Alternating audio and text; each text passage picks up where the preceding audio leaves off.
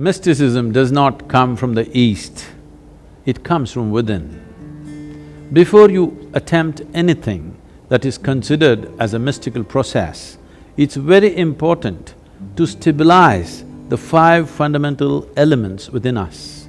These are known as Panchabhutas or Mahatattvas in the yogic science. This body, this very earth, the universe and the cosmos, all are just a play of five elements.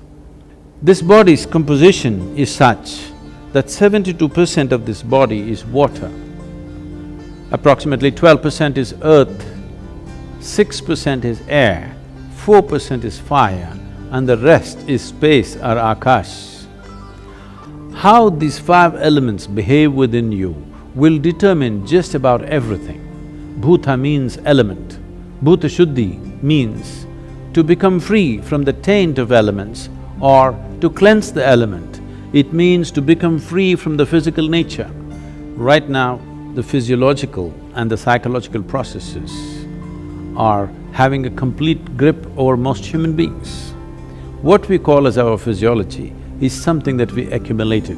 What we call as our psychological process, the whole content for this is also accumulated in the form of impressions.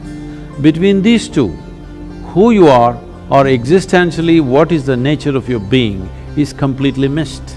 If one wants to access dimensions which are not yet in your experience, dimensions which are considered mystical, first thing that we need to do is to start cleansing the five elements so that in the purity of the elements, you distinctly know the difference between what is physical, what is psychological and what is existential.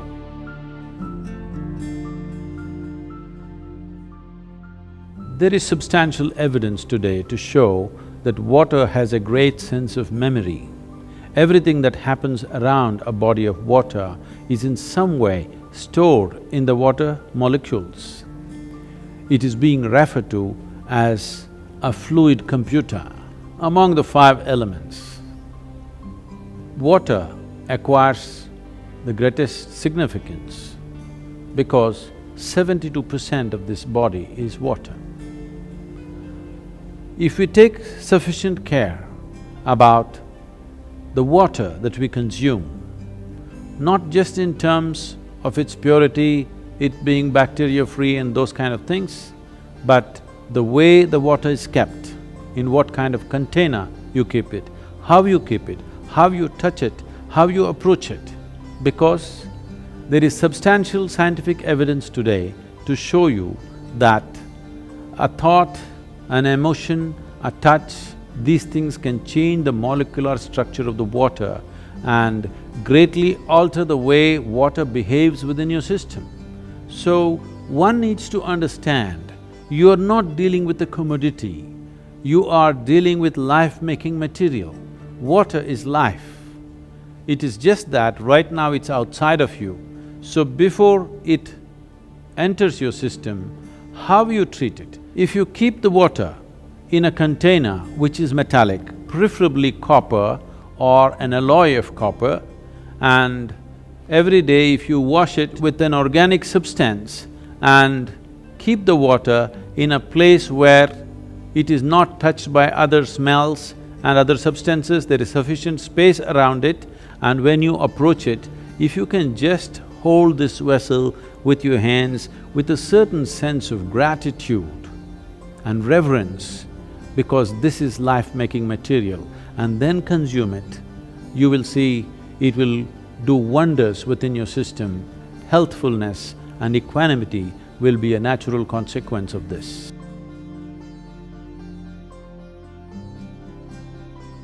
The soil that you walk upon has a certain sense of intelligence and memory. So even if you happen to live in a concrete jungle, it is important to keep in touch with the earth upon which you live. Create ways for yourself to somehow remain in touch with the soil or the earth upon which you live, that part of the earth.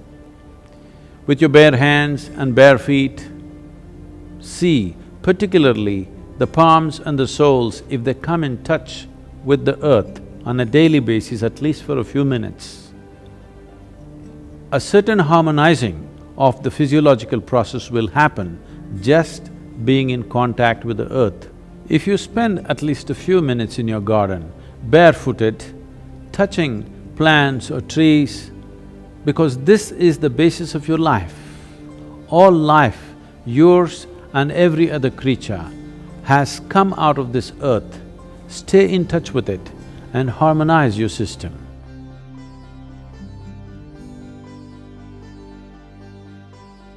Though air represents only 6% of your body's elemental constitution, it is the most dynamic part of the element in terms of the transaction that happens on a minute-to-minute basis. What kind of air you breathe is definitely important and that's well known, but how you breathe and how consciously you breathe is equally important. Especially those of you who are living in large cities, the kind of air that you breathe may not be in your hands. So it's good, at least for a few minutes, take a walk in the park, along the lake or the river or whatever is available to you. Especially if you have children, it is important that you take them out at least once a month, far away enough from the city where nature is in reasonably pure state, where they can climb a small hill or walk in a forest or swim in a river, something natural, to be in touch with nature and to do something where breath will be in a dynamic state. This is not just for aerobic exercise, because constant exchange of air is happening from within and without, and the very intelligence in the body will take care of this, that when it senses the air is pure and alive, the way the body breathes is different, you can notice this, and the exchange will happen, cleansing will happen within the system, because breath per se is only 1 to 2% of the air transaction. The rest is happening in many other ways. So if you remain in pure air, it's important that you bring breath to a dynamic state with a certain activity. You don't have to do too vigorous an activity, just enough to see that you're breathing deep enough, slightly deeper than normal is happening to you for a period of time, and especially for growing children, this becomes very important, because this will greatly enhance the body's integrity and strength. But on a daily basis, if you're not able to take yourself out within the house, you can do a simple yogic practice called Nadi Shuddhi to cleanse the breath.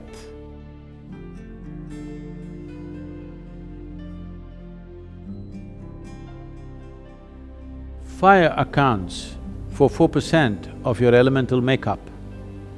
What kind of fire burns within you? Is it the fire of greed, hatred, resentment, anger, lust, love, compassion? If you take care of that, once again, your physical and mental well-being is well taken care of. You become an equanimous and exuberant being. A simple process you can do to cleanse the fire within you is get some sunlight every day. Fortunately, you cannot contaminate the sunlight. Though we have contaminated every other element, sunlight has remained pure, make best use of that. If you wish to use fire, you can light a fire with an organic substance like straw or firewood without any oil, and stand facing the fire with your hands open and keep your eyes open for 3 minutes, then stand with your back to it, exposing your spine for 3 minutes. This will cleanse your aura and bring about a new sense of resurgence in the system. This is to rekindle and reconnect the fire within with the fires outside. This is the basis of all fire-based rituals in the East.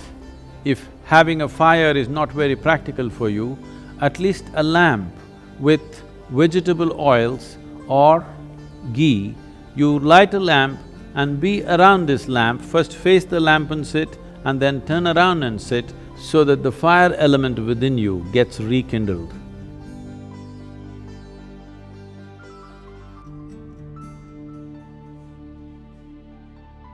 The fifth and the most expansive dimension of the elemental composition is Akash or etheric space. This has a certain intelligence. How this Akashic intelligence behaves within you determines the nature of your life. The nature, quality and the power of your life essentially is determined by how much access can you find into the Akashic intelligence. As I said, this is an expansive part of the elemental composition. That means there is no limit. There is only that much water, there is only that much air, that much earth and that much fire. But the Akashic dimension is a limitless possibility. If you find excess in a limitless manner, both your perception and intelligence can grow. One simple process you can do to find more access to Akash or the Akashic intelligence is, after sunrise, before the sun crosses a 30-degree angle, you look up at the sky once and bow down to Akash for holding you and this planet in place.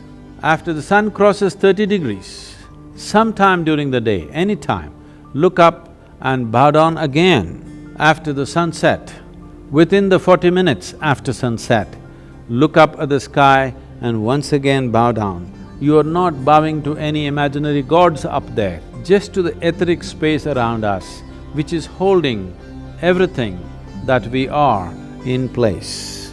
If you get the Akash to cooperate with your life energies, life will happen in magical ways.